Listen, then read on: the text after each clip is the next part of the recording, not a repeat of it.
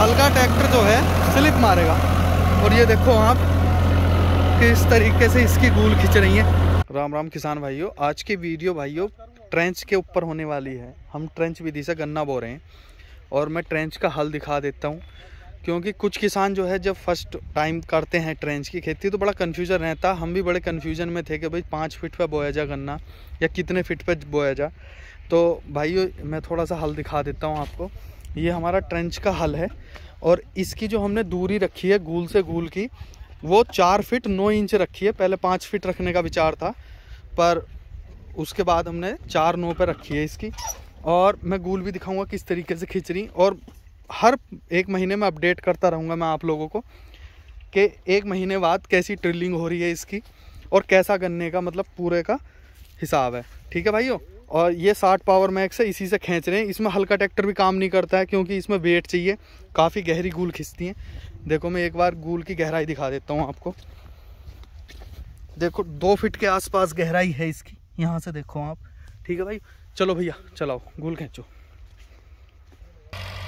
और देखो भाई इधर लेबर काम कर रही है और हमने जो है मैं वो भी दिखा देता हूँ आपको किस तरीके से हमने 2 आंख का गन्ना कटवाया। पहले मैं ट्रैक्टर का दिखा देता हूँ आपको। किसान भाई इसके लिए तगड़ा ही ट्रैक्टर चाहिए, हल्का ट्रैक्टर जो है स्लिप मारेगा। और ये देखो आप किस तरीके से इसकी गूल खिंच रही है और गहराई देखो।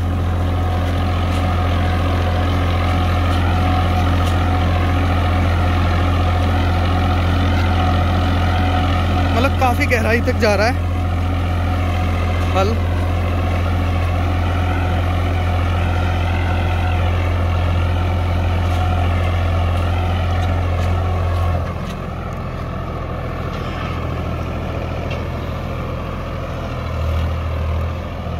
और अब मैं आँख की कटी हुई वो दिखा देता हूँ, गन्ना किस तरीके से काटना है वो दिखाता हूँ मैं आपको। देखो किसान भाइयों गन्ने की कटाई कुछ इस तरीके से हो रही है। हम ऊपर का गन्ना ले रहे हैं जिससे कि नीचे अगर कोई रोग है तो वो रह जाए। ऊपर का गन्ना ले रहे हैं और देखो इस तरीके से आँख कट रही हैं।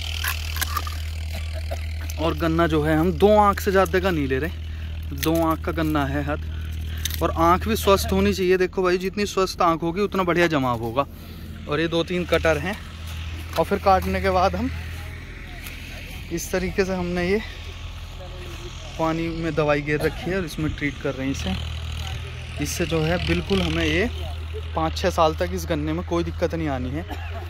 और मैं आपको दवाई भी दिखा देता हूँ कौन कौन सी दवाइयाँ हैं जिनका एक घोल है बना हुआ। तो किसान भाइयों हमने इसमें थाइमोक्सम यूज़ करी है, थाइमोक्सम 25% WG। और फिप्रोनिल यूज़ करी है हमने इफ़को की 5% SC। और एक भाइयों हमने जो है ये स्प्रे के लिए रखी है, इसका स्प्रे कर रहे हैं हम। ये यूजो के नाम से है, इफ़को का प्रोडक्ट है।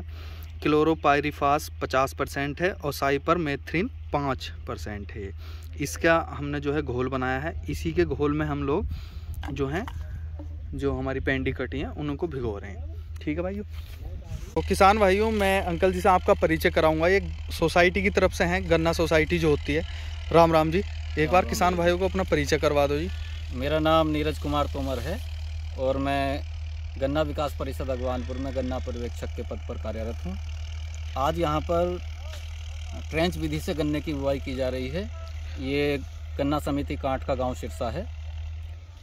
जैसा कि आप जानते हैं किसान भाइयों कि ट्रेंच विधि से गन्ना बोने के बहुत लाभ हैं।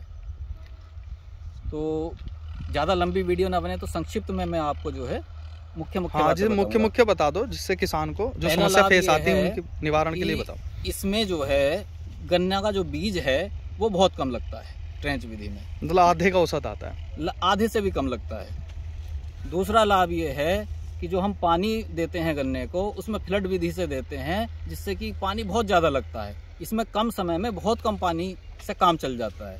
तो यदि आपका बिजली कम भी आती हो तो आराम से सिंचाई की जा सकती है। तीसरा लाभ है कि इसमें जो जर्मिनेशन है वो 85 से 90% आता है, जबकि सामान्य विधि से गन्ना यदि बोते हैं तो 35 से 40% के लगभग जो है जर्मिनेशन होता है, जमाव होता है गन्ने का।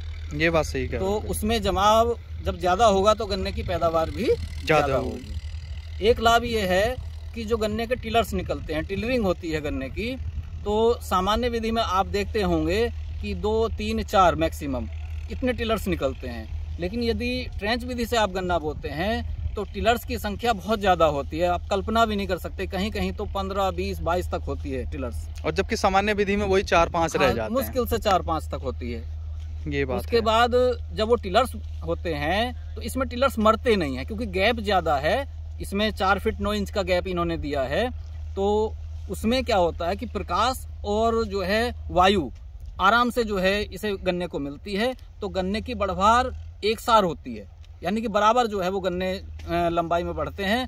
और दूसरी बात ये है, गन्ने की मोटाई, लंबाई और उसका वजन लगभग बराबर होता है, तो टिलर्स मरते नहीं हैं और गन्ने की जो है बढ़वार भी अच्छी होती है, गन्ने की लंबाई अच्छी होती है।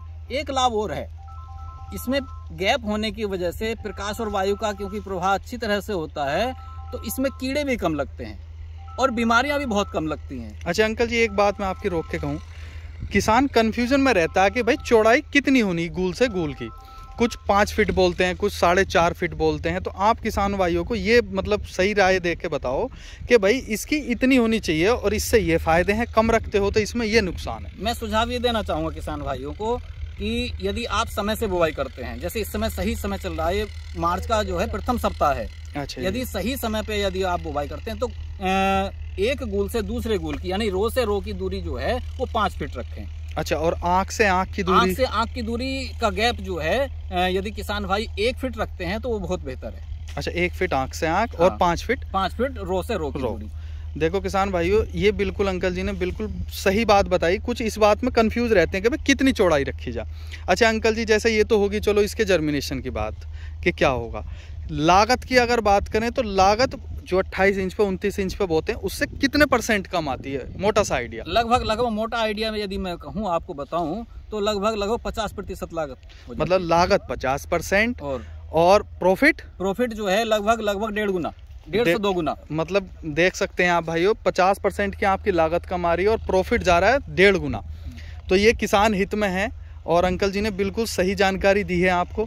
और कोई ऐसी बात हो अंकल जी जिससे कि लगे कि हाँ किसानों को इस चीज़ से लाभ हो सकता है? किसान भाइयों, सबसे बड़ी बात ये है कि इसमें जो हमने गैप दिया है इस पे बेड बनती है, बीच में आप देख रहे होंगे बेड। हाँ जी, हाँ जी, ये वाली जो चौड़ाई है किसान भाइयों, सह फसली ले सकते हैं, सह फसली खेती कर सकते हैं। जैसे अभी जो है बसंत काल चल रहा है, तो इस समय इसमें छोटी अवधि की फसल जो होती है वो मूंग होती है, भिंडी होती है, आप इस पे आराम से ले सकते हैं। और यदि शरद काल में आप जाएं, जब सितंबर अक्टूबर में हम बुवाई करते हैं, तो उसमें बहुत सारी फसलें हैं, लहसुन है, प्याज है, गोभी है, आलू है, बहुत सारी फसलें हम ले सकते हैं, सरसों है। तो इसमें आपको जो है 2 फसलें आप आराम से ले सकते हैं और जो लागत है आपकी वो सह फसल से आराम से निकल जाती है। मतलब सीजन वाइज आप 2 फसल भी इसमें ले सकते हैं, ले सकते हैं। उससे देखो प्रॉफिट दुगना नहीं तिगना हो सकता है किसान भाइयों, अगर मेहनत करना चाहता है किसान तो